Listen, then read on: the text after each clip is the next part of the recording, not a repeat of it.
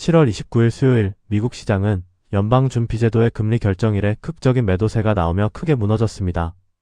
다우가 2.2% 급락한 51,594로 무려 1,153포인트 빠지며 2025년 4월 이후 가장 큰 하락을 기록했고 S&P 500은 1.5% 내린 7,316, 나스닥은 1.7% 하락한 24,443으로 마감했습니다. 나스닥은 최근 고점 대비 10% 넘게 밀리며 조정 국면에 들어섰습니다.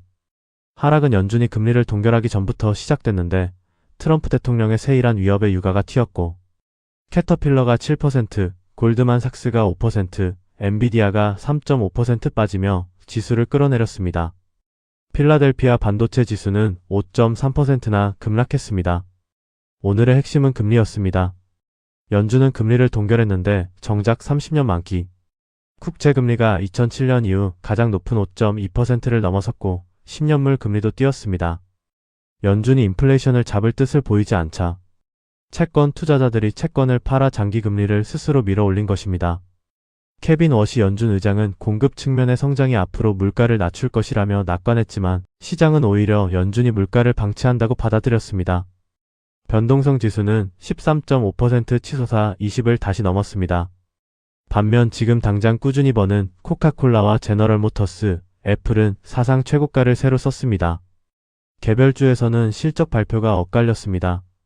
메타는 주당 이익이 6.18달러로 시장 예상치인 7.2달러를 크게 밑도는 실망스러운 성적을 내며 시간 외에서 7% 빠졌습니다. 반면 마이크로소프트는 클라우드 사업이 2022년 이후 가장 빠른 성장을 보인 좋은 실적으로 시간 외에서 올랐고 스타벅스도 동일 점포 매출이 8% 가까이 늘며 연간 전망을 높였습니다. 오늘 시장의 진짜 주인공은 채권 시장이었습니다. 장기금리가 치솟자 은행주가 약했는데 단기금리는 그대로인데 장기금리만 오르는 이런 모습은 은행이 싫어하는 흐름입니다. 무엇보다 금리가 오르면 먼 미래의 성장에 기대를 건 종목일수록 크게 흔들리는데 오늘 반도체와 인공지능 관련주가 가장 크게 빠진 것도 같은 이유였습니다. 내일은 애플과 아마존, 마스터카드의 실적과 함께 미국의 경제 성장률 발표가 예정돼 있어 시장이 이 금리 충격을 어떻게 소화하는지 지켜볼 분수령이 됩니다. 오늘 배운 점은 금리가 오르면 먼 미래에 돈을 버는 성장주가 지금 버는 가치주보다 더 크게 빠진다는 것입니다. 조금 어렵게 들릴 텐데 차근차근 풀어보겠습니다. 주식의 가치는 그 회사가 앞으로 벌어들일 돈을 오늘의 가치로 환산해서 매깁니다. 그런데 미래의 돈은 금리로 깎아서 계산합니다. 지금의 100만원과 10년 뒤의 100만원이 같은 가치가 아니듯 금리가 높을수록 먼 미래의 돈을 더 많이 깎아냅니다. 반도체나 인공지능 같은 성장주는 큰 돈을 먼 미래에 벌 것으로 기대받는 주식이고 코카콜라나 애플처럼 지금 당장 꾸준히 버는 회사는 가치주에 가깝습니다.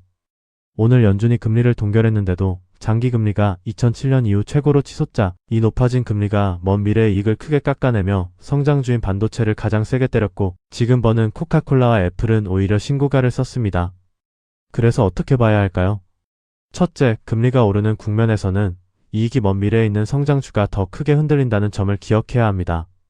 둘째, 연준이 정하는 단기금리만 보지 말고 시장이 정하는 장기금리, 즉 10년물과 30년물이 어디로 가는지를 함께 봐야 합니다.